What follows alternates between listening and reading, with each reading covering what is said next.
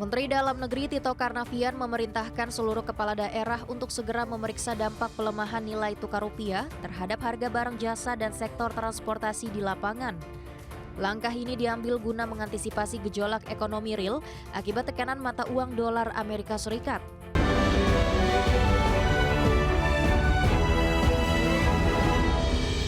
Pemirsa, Menteri Dalam Negeri Tito Karnavian memerintahkan seluruh kepala daerah untuk memeriksa dampak pelemahan nilai tukar rupiah terhadap harga barang jasa dan sektor transportasi.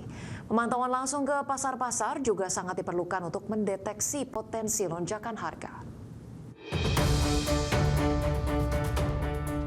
Menteri Dalam Negeri Tito Karnavian memerintahkan seluruh kepala daerah untuk segera memeriksa dampak pelemahan nilai tukar rupiah terhadap harga barang jasa dan sektor transportasi di lapangan. Langkah ini diambil guna mengantisipasi gejolak ekonomi real akibat tekanan mata uang dolar Amerika Serikat. Menurut Tito, peninjauan langsung dinilai sangat krusial meskipun indikator laju inflasi bulanan dan tahunan di tingkat nasional saat ini masih terpantau dalam kondisi baik. Pemantauan langsung ke pasar-pasar juga sangat diperlukan untuk mendeteksi potensi lonjakan harga. Bulan Mei ini kita harus mengamati betul perkembangan dari dampak terutama kenaikan harga minyak ya, dan juga kurs mata uang. Apakah ada pengaruh atau tidak? Nah, ini perlu dicek ke lapangan oleh semua daerah. Pasar, harga-harga barang dan jasa, transportasi, apakah terjadi kenaikan atau tidak. Berdasarkan data BPS, inflasi pada bulan April masih berada di angka yang terkendali sebesar 0,13% secara bulanan. Sektor transportasi tercatat menjadi kontributor utama inflasi periode April dengan kenaikan biaya mencapai 0,99% serta menyumbang 0,12% pada inflasi nasional. Di sisi lain, harga komoditas makanan, minuman, dan tembakau yang terkendali berhasil mengimbangi lonjakan biaya transportasi. Jakarta, Tim Liputan IDX Channel.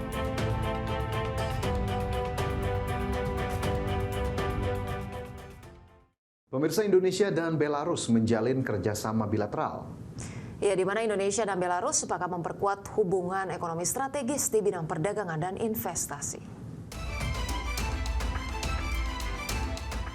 Dalam kunjungan kerja Menteri Koordinator Bidang Perekonomian Erlangga Hartarto di Minsk, Belarus, Indonesia melakukan pertemuan bilateral dengan Menteri Luar Negeri Belarus Maksim Ryzhenkov, di mana pertemuan ini menjadi langkah penting untuk memperkuat hubungan ekonomi strategis Indonesia dan Belarus. Beberapa agenda kerjasama prioritas dirumuskan.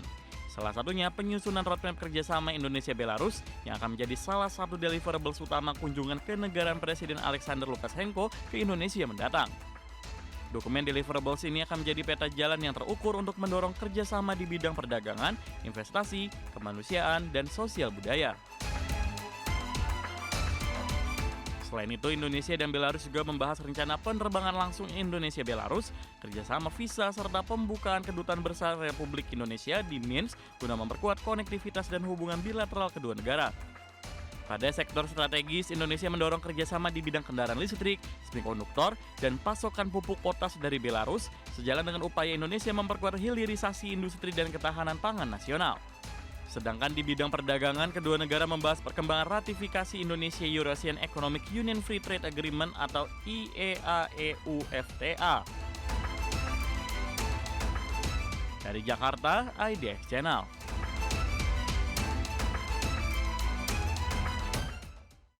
Pemirsa, produksi industri dan penjualan retail China tercatat melambat di bulan April 2026. Perlambatan tersebut menunjukkan pemulihan ekonomi China mulai melemah akibat perang dan penurunan permintaan domestik. China mengalami perlambatan pertumbuhan ekonomi pada April 2026 setelah data produksi industri dan penjualan retail menunjukkan hasil jauh di bawah ekspektasi pasar. Kondisi ini menandakan momentum pemulihan ekonomi negeri tirai bambu itu mulai melemah di tengah tingginya biaya energi akibat konflik Iran serta lemahnya permintaan domestik.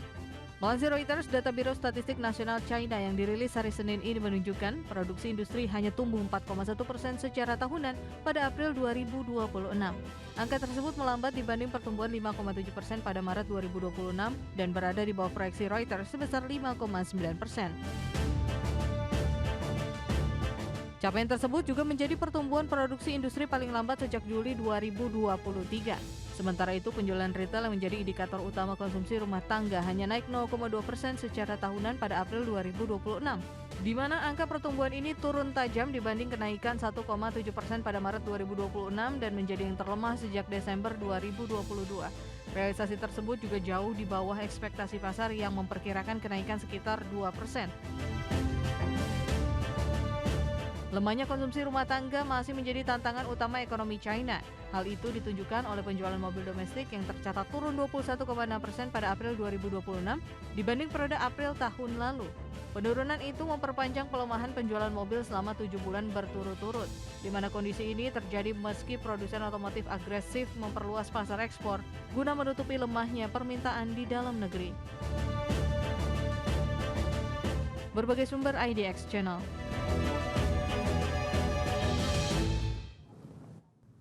Pemirsa, Menteri Usaha Mikro Kecil dan Menengah Maman Abdurrahman melaporkan realisasi kredit usaha rakyat atau KUR per 17 Mei 2026 telah mencapai 105,8 triliun rupiah.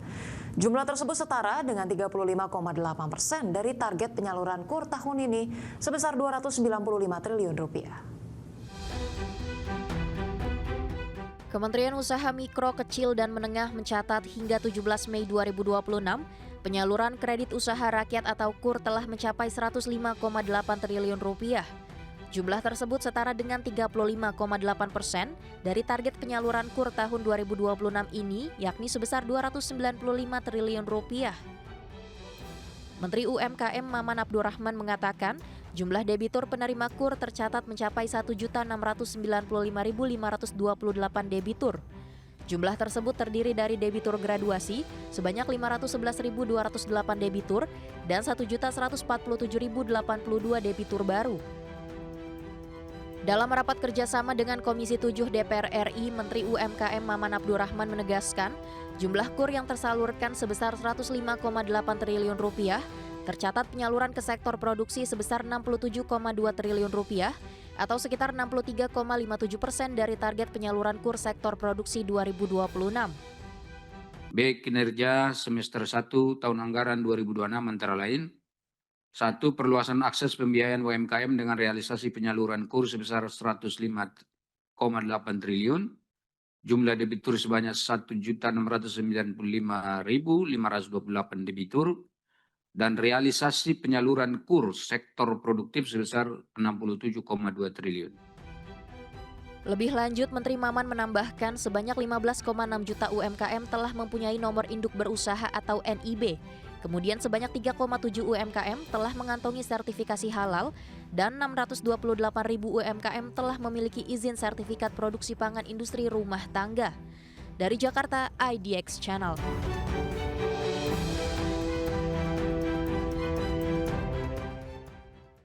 Pemerintah memastikan penyesuaian tarif batas atas tiket pesawat dilakukan secara hati-hati dan terukur. Pemerintah akan terus berkoordinasi dengan maskapai untuk mencari solusi terbaik dalam menghadapi tekanan biaya akibat kenaikan harga energi global saat ini.